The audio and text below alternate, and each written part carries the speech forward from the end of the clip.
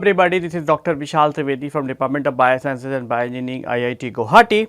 Now in today's lecture, we are going to discuss about the different types of instruments what you are going to operate into a common biology as well as the chemistry laboratories, and what are the precautions you should take while you are operating these instruments and how you can be able to maintain these instruments. So, the first thing what we are going to discuss about is the liquid handling system. So, when in any biology laboratory or even in the chemistry laboratories, you have to use the different types of liquid handling systems, like these are the systems which you are going to use to dispense the different amounts of the liquids. And let us see what are the different liquid handling system you have. You have the disposable pasture pipette, and disposable pasture pipettes are mainly being used to dispense the semi quantity small volume liquids like from 1 to 10 ml, and it is normally being used to transfer the liquid from one vessel to another vessel instead of adding the very quantitative or accurate amount of liquid. Then you have the calibrated pipettes. So, if a quantitative transfer of a specific and accurate volume of liquid is required, you can use the calibrated glass pipettes. Apart from the calibrated pipette, you also have the automatic pipetting system. So, for most quantitative transfers, including many identical same volume transfers, a mechanical microliter pipetter is ideal. This allows the accurate, precise and rapid dispensing of fixed volume from 1 to 5 ml. So, these are the multiple options what you have when you are talking about the liquid handling systems, and let us understand how these liquid handling systems are actually withdrawing the liquids and the dispensing the liquids. So, in a typical system, or suppose I have taken an example of the bulb, the rubber bulb, what you have is actually rubber bulb where this end you are going to connect the pipettes, and how the rubber bulb is going to work. In the step 1, you are going to use your thumb and the forefinger to press the valve A, which means the bulb actually you are going to press, and that actually is going to squeeze the air from this pipette filler. So, that actually is going to make the bulb compressed. And in the step 2, you are going to connect the pipette to this, and then you are going to insert the pipette into the liquid, and then you press the valve S. As soon as you press the valve S, you are actually going to allow this particular valve to draw the liquid from the liquid vessel with the help of the suction.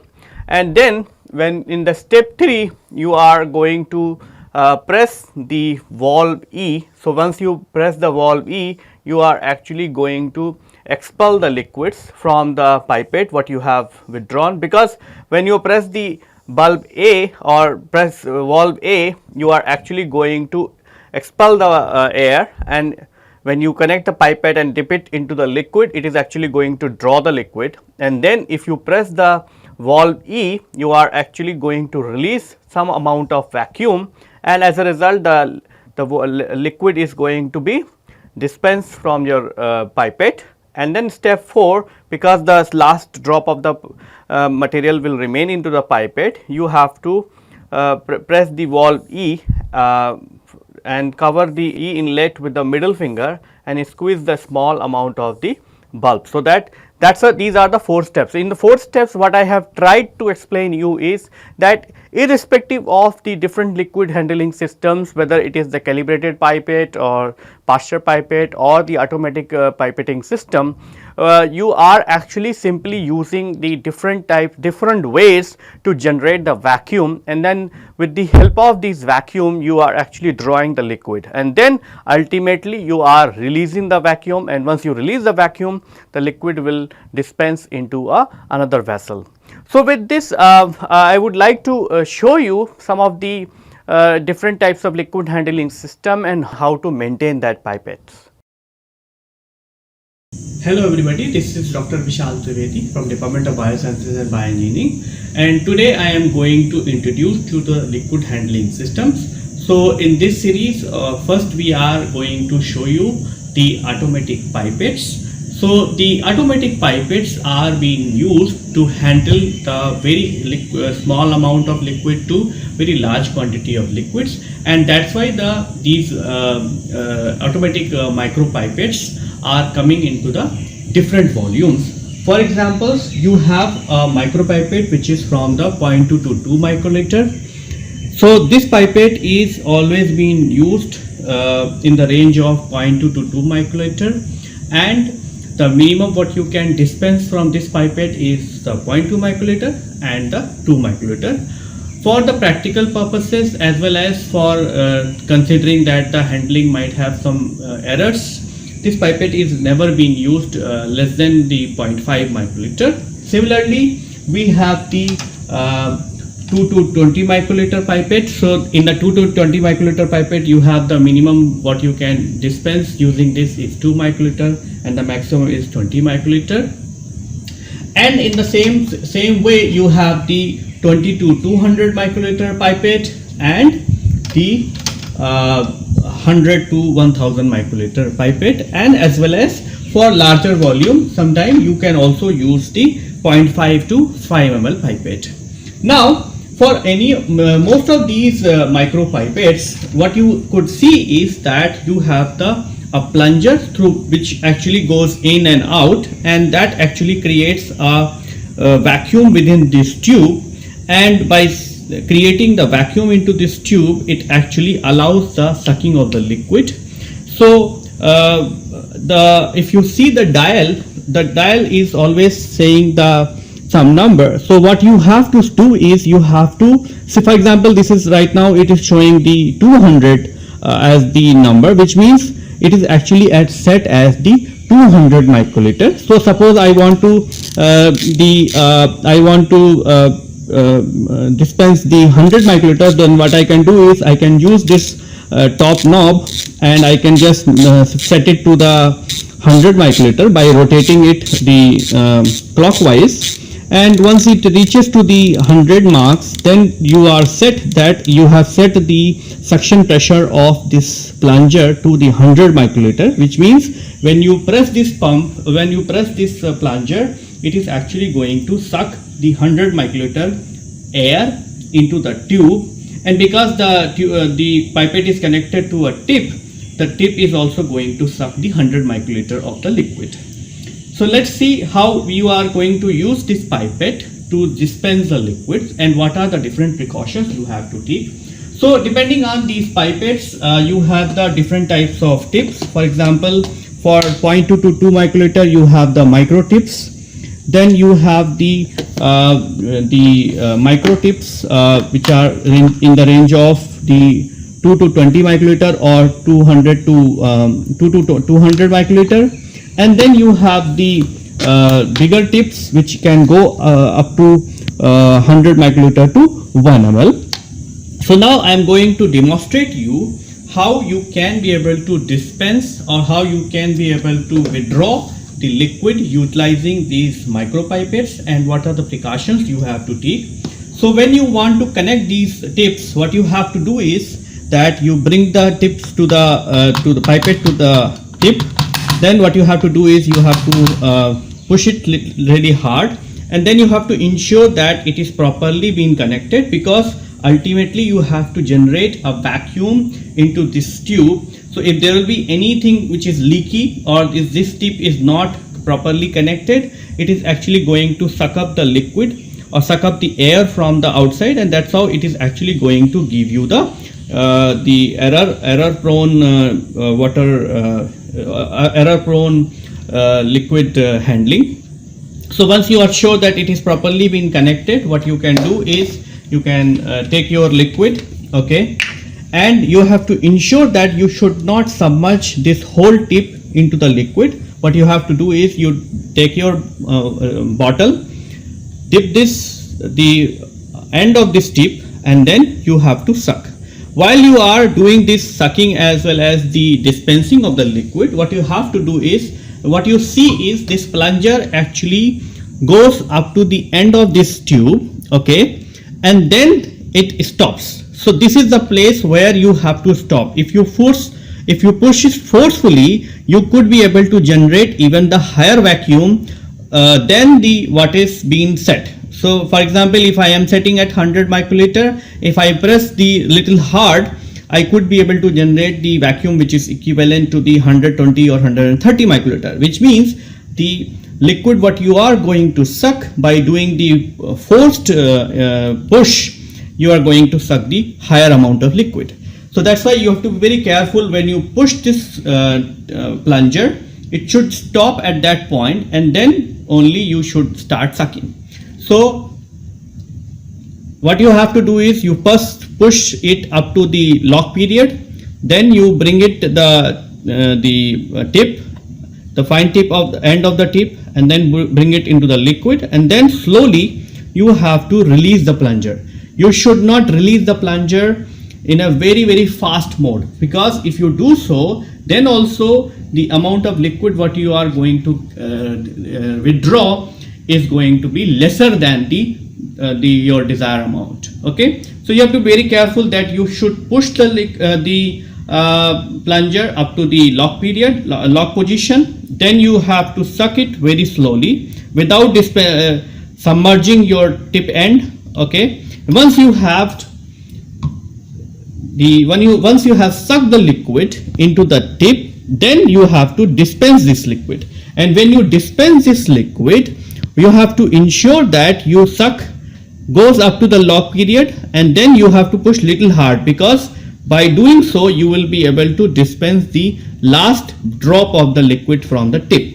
So also one more precaution what you have to take while you are taking the liquid out from the bottle or some reservoir is that if you see, there are some water particles which are going to be attached outside the surface of this tip, so that you have to wipe up so that you should not have any liquid which is outside the tip. And then you dispense, as I said, you dispense, and then you see the last drop is still there, which means that you are actually going to do the under dispensing. So to dispense the last drop, you have to push little harder beyond the lock period. Apart from these precautions, because most of these micropipettes are using the spring, and the spring is present into the body of the pipette, you also have to take a lot of precautions when you are actually withdrawing the corrosive liquids. For example, if you are withdrawing the strong acid, strong base, or the organic solvents. So most of these pipettes are having a rubber gasket at the end of this tube, and that rubber gasket is very sensitive for the organic solvents, as well as when you are taking the media or other kind of microbiology stuff. You also have to be ensured that you should not suck these liquids or the vapor inside these tubes, so that it should not get contaminated, so that bacteria will start growing into this tube. Apart from that, when you are withdrawing the corrosive liquids, for example the strong acid or the strong base, you have to ensure that you are going to use the tips with the filters, as well as you have to ensure that you should not suck this liquid inside, because if you suck the very strong acid or the very strong base, you are going to destroy the spring at the end of this tube, and that's how it is actually going to stop working, or it will start showing the malfunctioning. Apart from this, it is a good practice that suppose currently I am using a pipette of 20 to 200 microliter, but suppose I am withdrawing the liquid which is around 100 microliter, and I am doing all this for the whole day. But it is always desirable and recommended that by the end of the day, when you leave the lab, you should put this pipette back to its maximum position. For example, in this case the pipette is from 20 to 200 microliter, but I have right now dispensing the liquid which is equivalent to 100 microliter. So what I'll do is, by the end of this today, or by the end of the day when you are going to leave the lab, you are going to dispense, or you are going to rotate the tube turning knob, and bring it to the 200 microliter, so that by doing so, when you turn it to the 200 microliter, you are actually going to reduce the tension which is there on the spring, because when you are bringing it to the 100 microliter, you are bringing to a tension to the spring, and that's how it is actually pushing little less. Okay, so at 200 microliter, the spring is going to be in a relaxed position. So once you are not using it, it should be at the relaxed position, so that the spring what is being used to work as a sucking device in this pipette should last for longer period of time. So with these precautions, if you use this pipette, you will be able to dispense the liquid more accurately, and you will be able to perform the experiments more smoothly. What we have discussed so far about the different types of automatic pipettes which you can use to deliver the liquids, but these pipettes are actually being used only up to the level of like a few mLs. But if you are interested to dispense the liquids of the higher volumes, you can use even the glass pipette connected to the automatic pipetter or the manual pipetters. But before getting into the details of the glass pipettes, I would also like to show you another pipettes which people are very oftenly use for performing the cell culture based assays.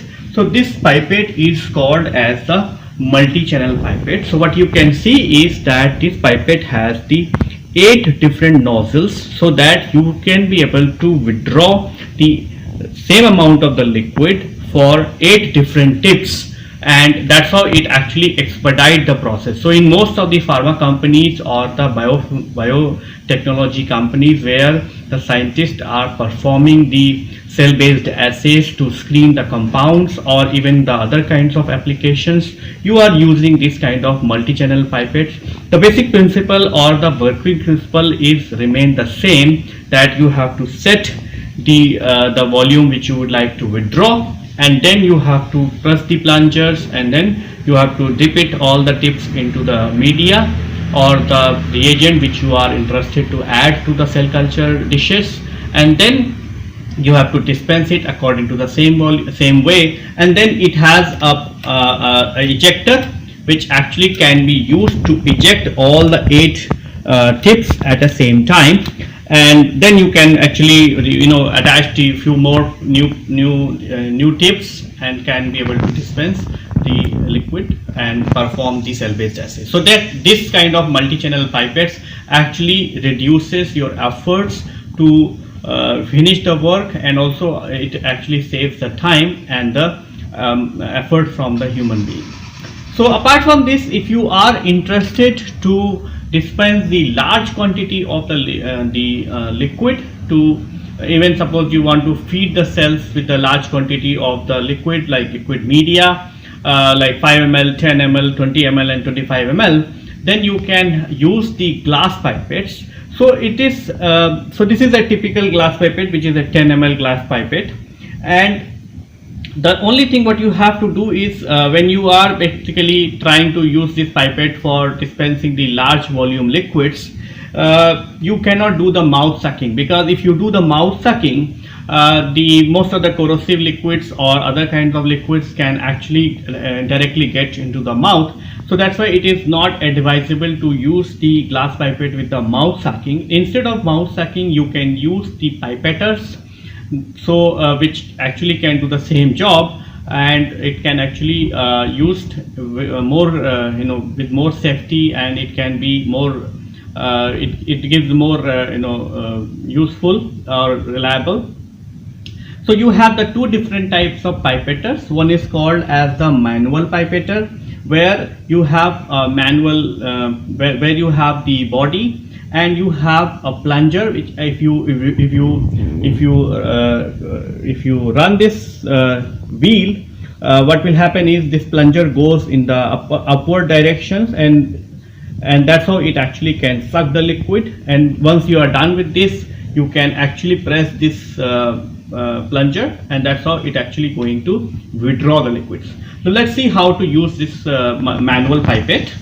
So first you have to do is you have to connect this glass pipette to your pipetter and make sure that there is no leakage of the air, because the working principle remains the same whether it is automatic pipette or the manual pipetter for the sucking the liquid, because if there will be a gap between the glass and the pipette, then it is going to suck the air instead of sucking the liquid. So once it is connected tightly, then what you can do is suppose we have to withdraw the liquid from a bottle, and so you can dispense or you can submerge this tip into the liquid, and then you slowly turn this knob so that this rod will go in the upward direction, and then what you see is that it is actually sucking the liquid into this pipette. And since we have maintained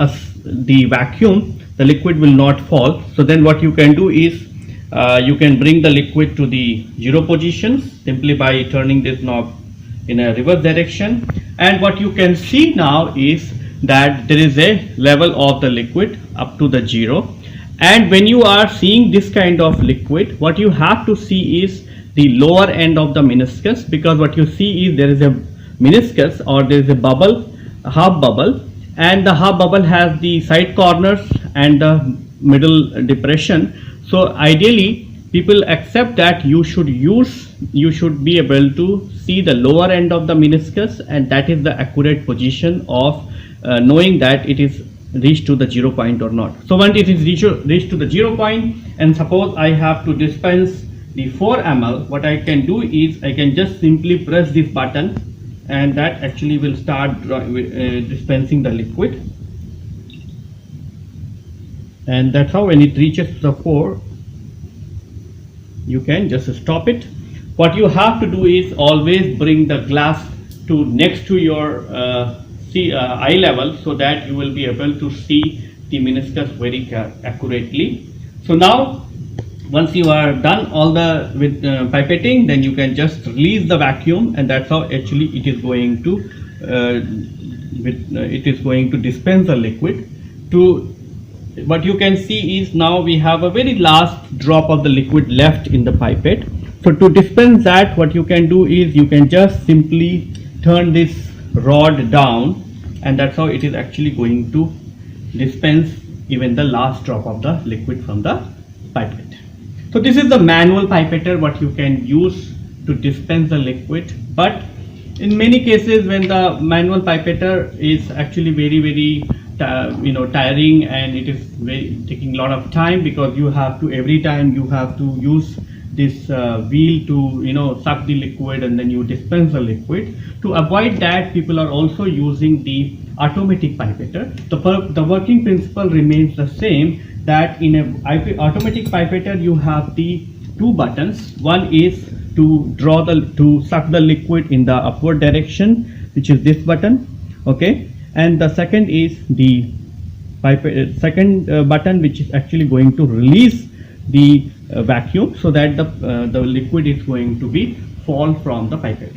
So the mechanism remains the same. You have to first connect your pipette very tightly to the tubing of this tubing of this pipetter, and then you have to suck the submerge the lower end of the pipette into the glass into the liquid, and then you press this button, and it is actually going to withdraw the liquid from the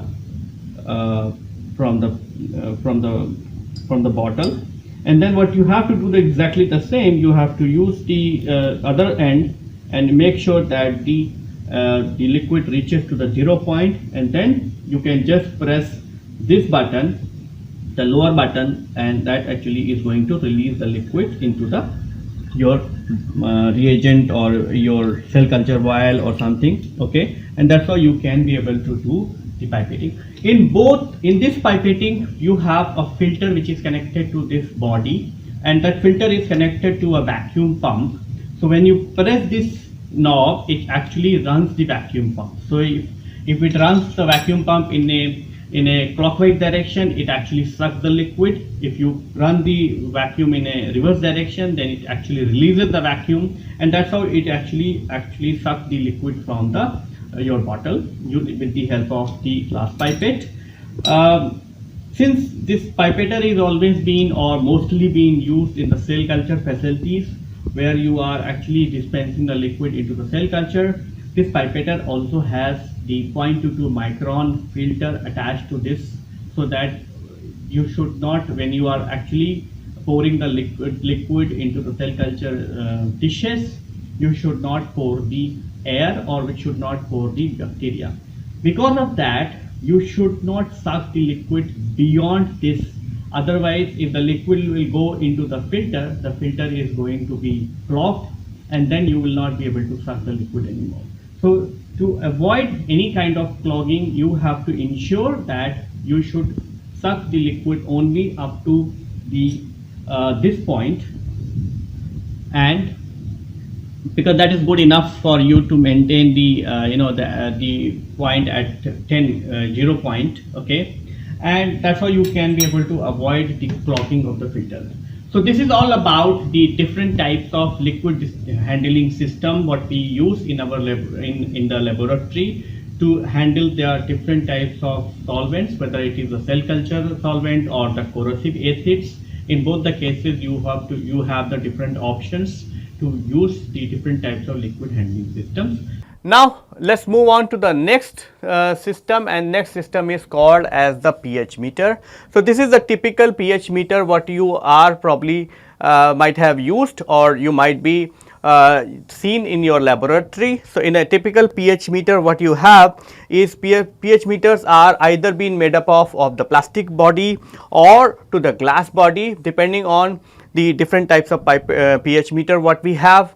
And in a pH meter, what you have is you have a body or a processing units which is actually just been used for the display purpose, and then you have the electrode which actually is used to measure the pH. In the pH electrode, what you have is you have the two different electrodes. You have an internal electrode which actually supplies a voltage based on the pH value of the sample. So you have a pH internal elements which actually going to respond to the number of hydrogen ions present within the solution, and then you have the internal reference electrode which actually going to supply the constant equilibrium voltage.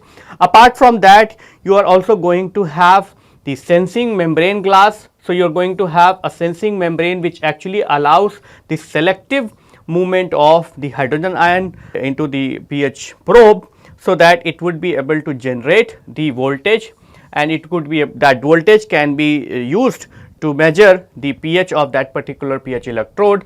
So how the pH is actually measuring the pH of a solution is that pH measurement requires the two electrode, a pH independent electrode sensitive to the H plus ion. So this is this electrode, and then you have a pH independent calomel reference electrode which is this one.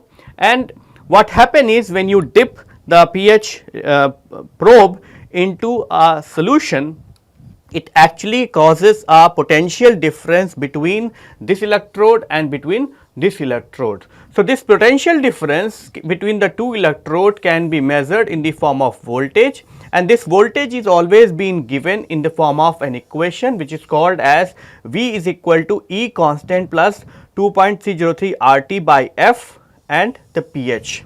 So where the V is the voltage of the complete circuit, which means the voltage of the full circle, then E constant is the potential of the reference electrode, which means the voltage of this particular reference electrode, R is the gas constant, T is the temperature, and F is the Faraday constant. So the voltage difference is what you are actually going to measure, and that can be converted into the pH of that respective solution, and that is going to be displayed by the display unit. But the pH meter has to be operated with a multiple steps, and let's discuss that. So in a pH meter, as I said, you have a pH electrode, and this pH electrode is going to be dipped into the solution where you are actually interested to measure the pH. But before to doing that, because this pH electrode only knows that what is the voltage difference between the internal electrode versus the reference electrodes. So, this V has to be calibrated with the help of the different pH solutions, and then only the pH electrode will know that what pH they are actually measuring. So, for that purpose, the first what you have to do is you have to turn on the machine, you have to dip it into the different standard pH solutions, and then you have to measure. So, the pH standard what you are going to use is the 4, 7 and 9.2, and these are the 3 pH solutions you can use. The standard pH solution you can use to calibrate the pH. So, if you are working in the acidic region, you can simply use the 4 and 7, and that should be good enough. But if you are working in the basic range, then you can use the 7 and 10 and 9.2, and by using this you are actually going to calibrate the pH meter, and then you can dip the pH probe into your buffer or the solution where you are interested to measure the pH, and then it has to be completely submerged into the liquid, and then it will actually going to give you the pH of that particular solution. So, it looks very simple that you have to do all this, but when you are going to operate the pH meter, you have to take multiple precautions, as well as you have to be very careful when you are handling the pH probe, because it is very susceptible for multiple types of damages, because the body is made up of glass, and as well as this membrane is very sensitive for the different types of reactions or different types of treatment what you are going to do within the solutions. So, let us see how to operate a pH meter. So, when you go with the pH meter, the pH meter has a central unit which actually is a kind of a display unit as well as the controlling unit. So, this display as well as the controlling unit is going to show you two informations. One, which the top what you see is the pH of this solution where the pH probe is being kept, and the lower side what you see is actually the temperature of the solution where you are using this. So, as you can see, these two information are important. That's why in the all modern pH meters you always have the two probes. One is the probe which is actually the pH probe, which you are going to use for measuring the pH. So, what you can see is it is a glass tube, and at the bottom of the glass tube you have a membrane, and because the glass tube is being protected by a plastic covering, so that even if by accidentally it is going to hit the magnetic bars or some other kind of the liquids, it should not get broken down, because the membrane, the semi-permeable membrane is present onto this bulb what you see, and that bulb is being protected by the plastic cap, so that it should not, that bulb should not hit the solutions. So, before you start the measuring the pH meter, and suppose you have turned on the pH meter in the morning,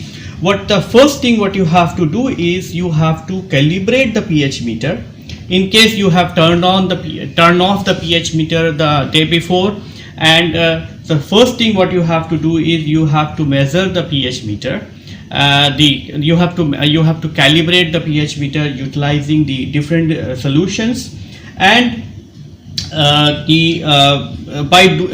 to do that actually. So, you can easily buy the standard pH solutions from the companies. So, what the companies are doing, they are giving you the standard pH solutions of different pH. For example, in our lab we are using the pH capsules. So, what you can see is it is a pH capsule of pH 4. So, what you have to do is you have to take this one capsule and dissolve it into 100 ml of the water, and once you dissolve it completely, it is actually going to give you the pH 4 at the temperature 25. Similarly, we have the capsule for pH 7, and you also have the capsule for the pH 10, because what you are supposed to do is you have to calibrate the pH meter in a range where you are more oftenly using the buffers. For example, if you are using the buffers of pH 5 or 6,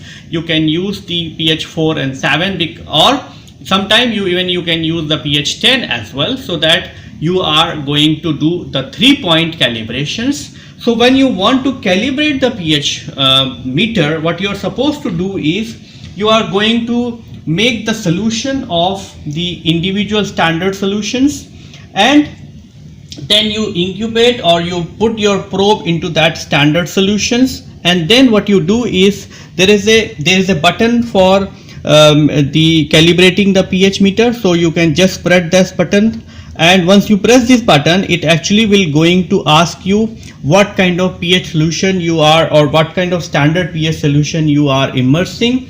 So you can set that, okay, I have put the pH 4 standard solutions, so it will take up that particular solution as a pH 4 solution. Then once that pH 4 is over, then you can take up the pH 7, and then subsequently you can take up the pH 10. So by doing all the 3-point calibrations, it is actually going to draw the calibration curves of utilizing the standard pH, and it is at the end it is actually going to give you the correlation curve, or it is going to give you the correlation factors. In most of the calibrations, when you are doing the 3-point calibrations, you should get a reading of more than 95%, which means the pH what you are going to measure utilizing this pH meter after the calibration is going to be 95 to 99% accurate. And that is very important to do so, and that has to be done at a particular temperature in which your buffer solution is also present. So suppose you are going to withdraw this liquid from the fridge, or suppose you have prepared a buffer and it has been kept in fridge, it is always desirable that, or it is always recommended that you first take out the solution, bring it to the room temperature, and then only you measure the pH. So, and then only you maintain the pH also. So all the solution has to be at 25 degrees Celsius, because you have calibrated the pH meter at that particular temperature. So it is that curve, or the calibration curve what you have drawn utilizing the 3 different pH solutions of 4, 7 and 10 is only holding at the temperature 25. Now once your calibration is over, then what you can do is you can take your probe and immerse it into the liquid in which you are interested to measure the pH, and then you can use that solution to then you can use depending on the pH. For example, if it is showing a pH 5 and you are interested to make a buffer of pH 7.4 or 7.9, suppose you are maintaining a tris pH or tris buffer and it is showing a pH of 5, then you can add the corresponding base to maintain the pH. In some cases you can add the NaOH, in some cases you can add the acid to either decrease or increase the pH, and that's how you can be able to maintain the pH. While you are doing so, you have to be very cautious that the magnetic bead what you are going to use should not be very close to the magnetic to the probe. So suppose, for example, I'm trying to measure the pH of this particular solution. So what I'll do is I'll put the beads into the solution. I will start the magnetic stirrer so that the solution is going to be mixed up.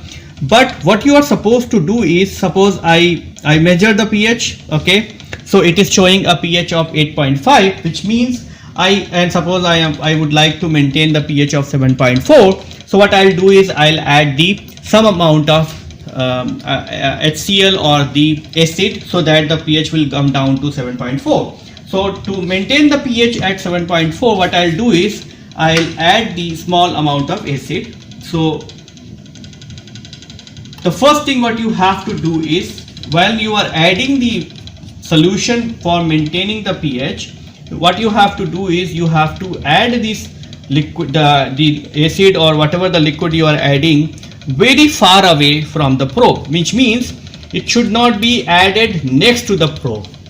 because if you add the acid or the base next to the probe, first of all it is going to affect the membrane what is being present into the probe, which is actually been responsible for exchange of protons, and that is the way it is actually measuring the pH. The other point is that if you are adding a very corrosive acid or the base very close to the probe, it is actually going to change the pH very drastically, and that's how it is actually going to give you the wrong readings. But and also you should not measure the pH instantly. Okay, you should wait for the magnetic bead to run for an additional 1 or 2 minutes, so that all the acid what you have added is going to be mixed up completely, and it is going to make the homogeneous solution. Because if the hydrogen ions are not evenly distributed throughout the solutions, it is actually not going to give you the accurate pH of the solutions. It is actually going to give you the pH of that particular instant movement next to the probe, and that actually is going to give you the inaccurate reading. Then you can keep adding the acid or the base as long as you are not going to get the desired results. Once you got the desirable results and you are done with the pH meter, what you are supposed to do is you are going to remove your probe, okay, and you have to wash the probe before you going to do anything else, and you have to wash it very thoroughly so that all the acid or base what you have used in this pH maintaining process should be removed from the probe. All the buffers, salt, everything should be removed. And once you are done with that, what you have to do is you have to take a tissue paper and you have to wipe the tube, and the lower bulb, you are supposed to remove the whole liquid, but you should not touch it with the very harshly or very strongly. You have to just touch the tissue paper to the cover, and that actually is going to withdraw all the liquid, and that's how it is going to be very protected from the any kind of damages, because this bulb what you see in the probe is very sensitive. And once you are done with that, you just put it into the cover, and this is the 3 molar KCl solutions. And as soon as you are done, by the end of the day, you have to pour this probe into the 3 molar KCl solutions, and you have to store the probe into this 3 molar KCl solution, so that the probe should not experience or should not be get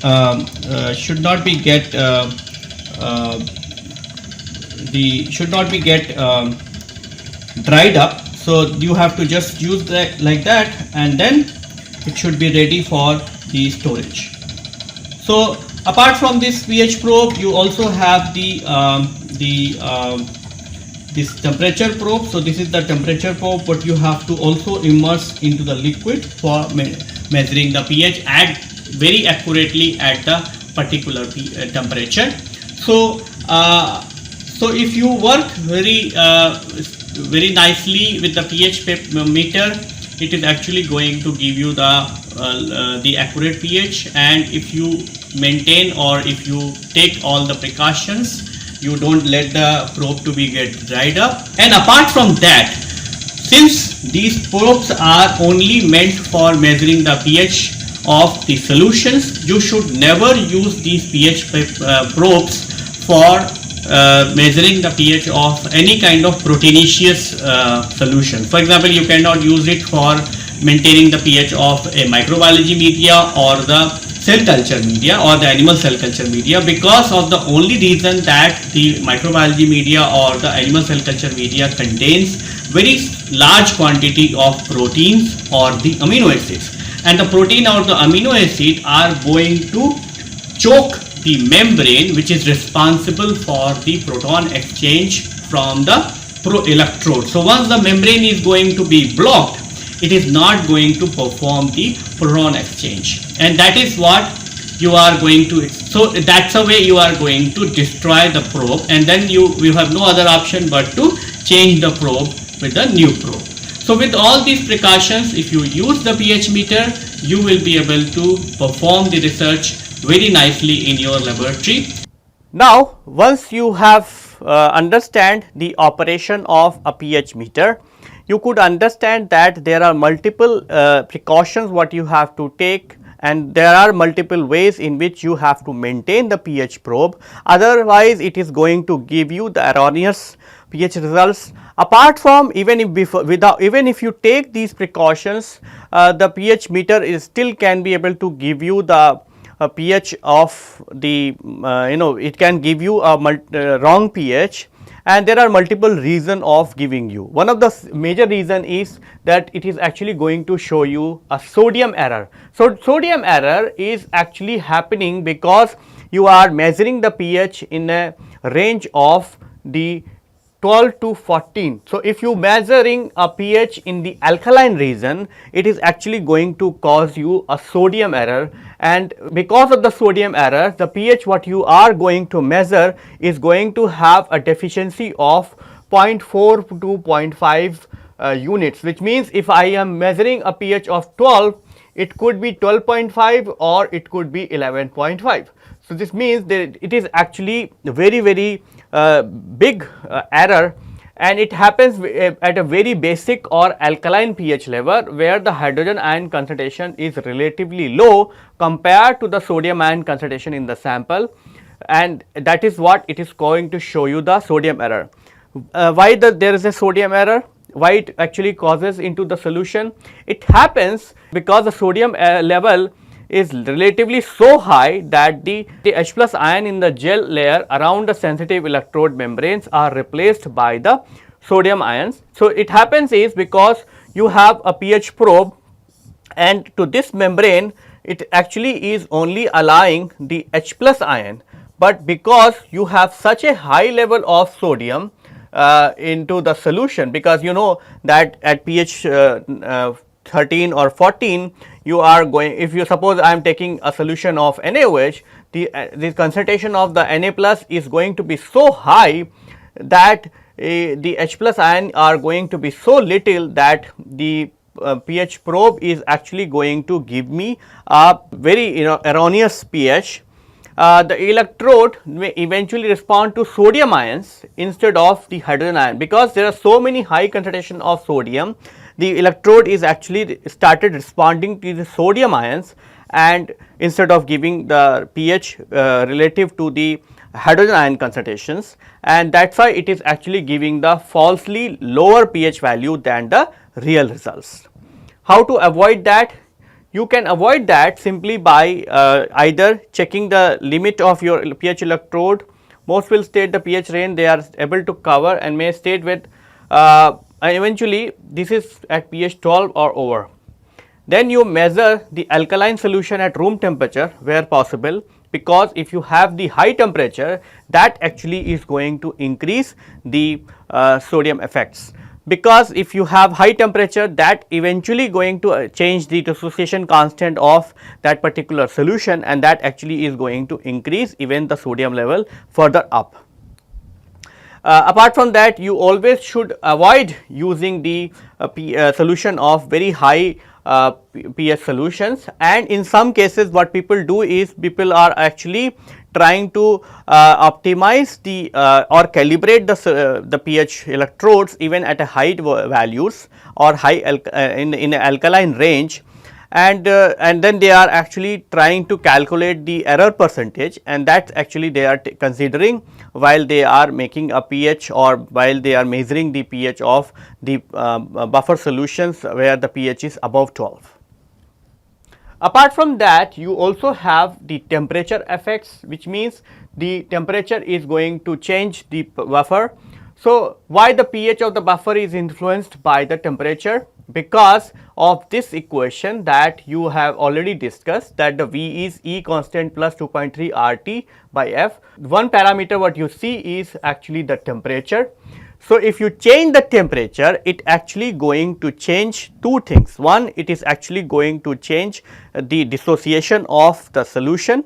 So, it is actually going to change the dissociation constant of that particular compound what is being dissolved into the buffer, and as a result it actually going to increase the dissociation of that particular compound. So, instead of having the normal dissociation, it is going to dissociate more, and because of that the resultant amount of ions are going to be more, and you know that the pH is directly proportional to the number of ions what is present in the solutions.